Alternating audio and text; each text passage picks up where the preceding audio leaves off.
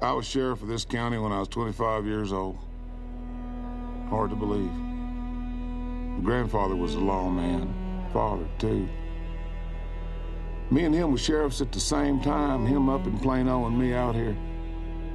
I think he's pretty proud of that. I know I was.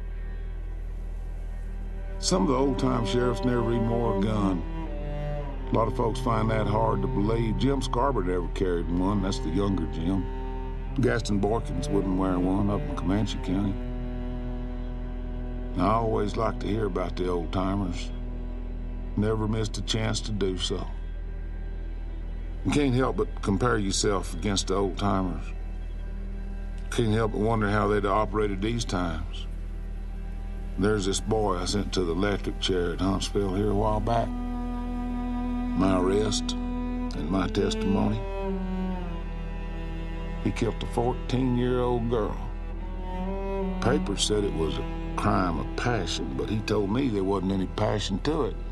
Told me that he'd been planning to kill somebody for about as long as he could remember. Said if they turned him out, he'd do it again. Said he knew he was going to hell. Be there in about 15 minutes. I don't know what to make of that. I surely don't. The crime you see now, it's hard to even take its measure. It's not that I'm afraid of it. I always knew you had to be willing to die to even do this job.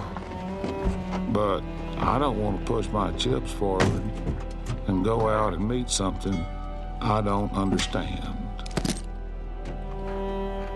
A man would have to put his soul at hazard. We'd have to say, okay,